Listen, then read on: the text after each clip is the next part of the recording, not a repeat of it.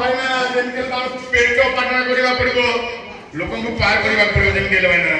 रे भाईना से कूଳରେ କିଛି ଲୋକ ଦେଖା ଯାଉଛନ୍ତି। ତେଣୁ ଆମେ ଆମର ନୌକାଟାକୁ ସେ କୂଳକୁ ସର୍ବପ୍ରଥମରେ ନେଇଯିବା, ତାପରେ ଯାଇକି ଆମେ ଚିନ୍ତା କରିବା। ଠିକ ଅଛି, ନୌକାଟାକୁ ଆଗକୁ ନେବା। ଦେଖେ ହେଲା ମଗଟାକୁ ଭଲ କି ଧରିଥା, ନଈରେ ନଈ ମଝିରେ ଭାସି ଯିବାର ସମ୍ଭାବନା ଅଛି। ହେଲା ଘର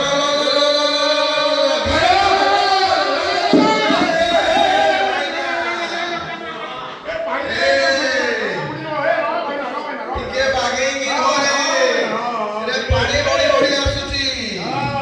ହେଲା ଘର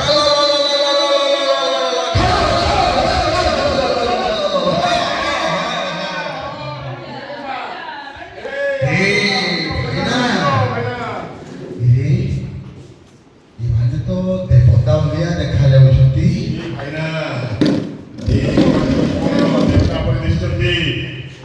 ଋଷି ଗୁଡେ ଅଛି ଆଗେ ଆମେ ସେମାନଙ୍କର ପରିଚୟ ପଚାରିବା। ହେ ମହାପୁରୁଷ ମାନେ, ଆପଣଙ୍କର ପରିଚୟ ଟିକେ ଦିଅନ୍ତୁ।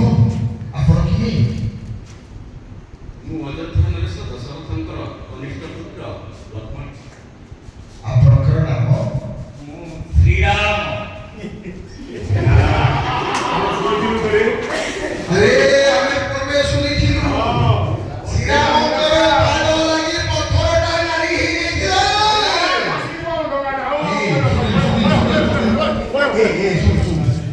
ଯଦି ତାଙ୍କର ପାଦ ଲାଗି ଆମର ନୌକାଟା ନାରୀ ହେଇଯାଏ, ଗୋଟେ ସ୍ତ୍ରୀ ହେଇଯାଏ, ଆମର ଭେଲା ବୁଡ଼ିଯିବ।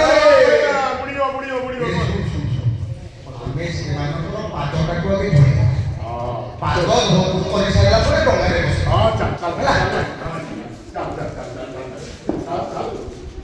ଆପଣମାନେ କଣ କରୁଛନ୍ତି? ଆମ ପାଖରେ କଣ କାମ ଅଛି? ନଦୀ ପାର ହେବାକୁ ଚାହୁଁ। କିନ୍ତୁ ଆମେ ତ ଆଗରୁ ଶୁଣିଛୁ ଆପଣଙ୍କର ପାଦ ଲାଗିକି ଗୋଟେ ପଥର ନାରୀ ହେଇଯାଇଛି। ତେଣୁ ଦୟାପୂର୍ବକ ଆପଣଙ୍କର ପାଦଟାକୁ ଆପଣ ବଢ଼େଇ ଦିଅନ୍ତୁ।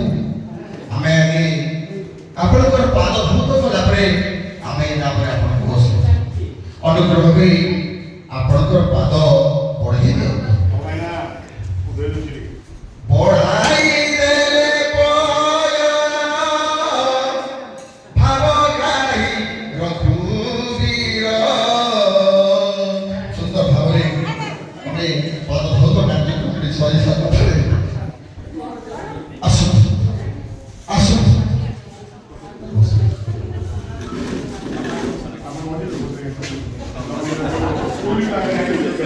ଆଜ୍ଞା